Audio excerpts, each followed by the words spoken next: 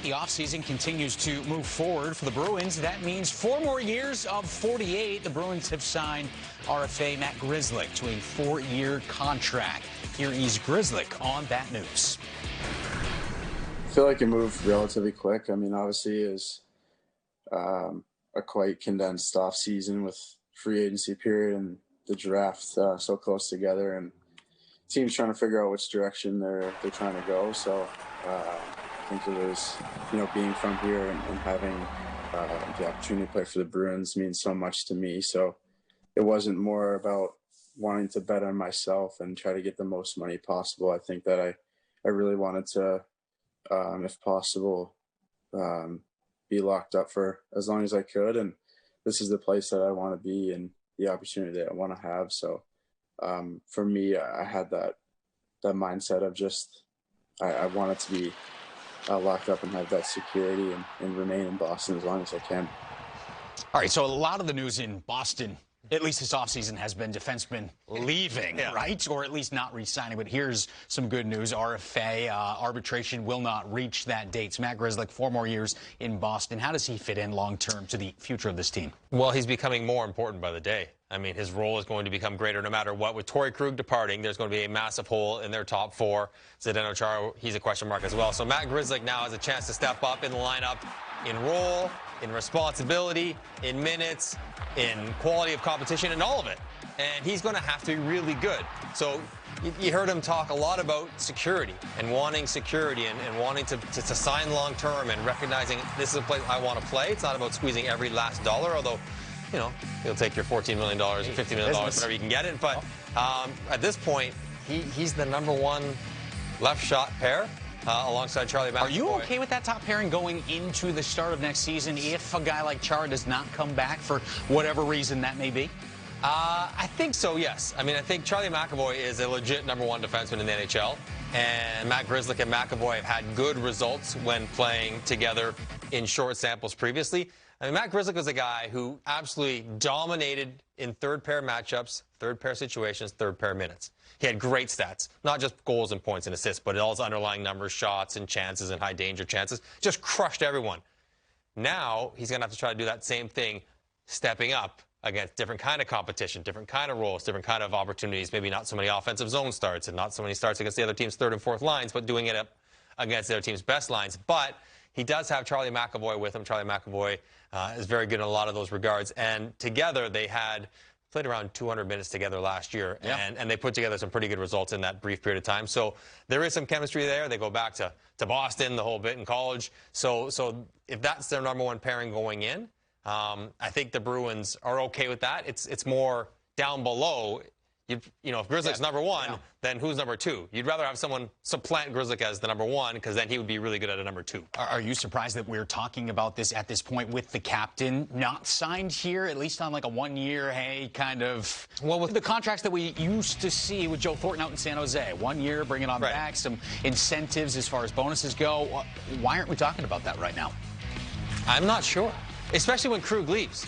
Like, if you spend every last cent to keep Torrey Krug around, or if you're able to swing for Pietrangelo or Ekman-Larsson, then you have a massive star, minute-munching, high-profile, high-paid guy. They don't have that right now. They didn't get one of those. And I'm not saying they should have, but they don't have it. So you'd think that there would be room to create something to get Zdeno Chara back. And while we know that the team is changing and they are aging and they're trying to get younger and remain competitive, having Chara around that room while that's going on, even in a lesser role, has great value. And for him to kind of direct the ship, we know some guys are going to be injured early on, to have that experience, that stability, just that presence, both on and off the ice, is something I'm surprised they haven't gotten to. Seems like they're not quite sure who's supposed to initiate the conversation. Right. B's are waiting on Z. That meme. Everybody. Z's waiting on B. Like, someone may pick up the phone and call him and say, hey, Z, do you want to come back and play? Where's the C? You don't have a captain right now. Listen. Come on back. We got something for us if you want to come back. And I'm surprised Zdeno Chara is not signed back because I can't believe he's shopping around to play somewhere else. It just would feel so strange. Given what he's accomplished, everything, like he's won already, to try to chase a cup somewhere. It doesn't seem like a natural thing for him to do. So if he wants to play, and I just figure he's in great shape, he can still do it. There's a need on the team. there's a lot of reasons for it to work itself out. I am surprised we're here and it hasn't been done yet. The one move they did make was bringing in Craig Smith in free agency. Like this that. is a guy who'll put up 20 goals for you every year. For the Bruins fans out there that maybe don't know who this guy is or what they're getting with him, how do you think he plays into that group up front? Very, very well, because he's a really good 5-on-5 scorer. And that's what he's going to be asked to do in Boston. He's not in the power play. That first power play unit plays 90 seconds of every 2 minutes, as they should. He won't be out there. But he is an elite level 5-on-5 goal scorer. Like a top 30 goal scorer per minute played over the last 3 years. Now, you wouldn't think Craig Smith would be in that group, but he is. He's ahead of Patrice Bergeron in that category. So, he's not going to he's not flashy, but he's just consistent. And if you look at the guys behind him in goal scoring per minute, Jameson. Look at those. Those are studs. They're all-stars. Star players. Yeah. And Craig Smith. Wow. And so that's why I love this signing. He's very good defensively.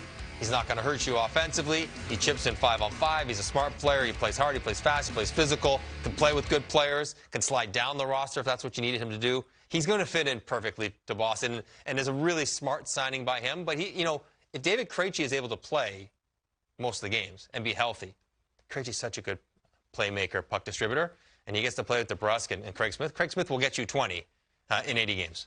You mentioned Jake DeBrusk. Look, this is a team that's up against the cap. They don't have a lot of wiggle room as far as money to spend. Grzelcyk, he's taking up some of that cap room right now. How much does Jake DeBrusk command? Because he's an RFA right now. It's an interesting case for Jake DeBrusk, because his stats and his stature on the Bruins probably would warrant on the upper end, as a perennial 20-plus goal scorer on the second line of the best team in the NHL last year in the regular season. That's probably upwards of $4 million last summer.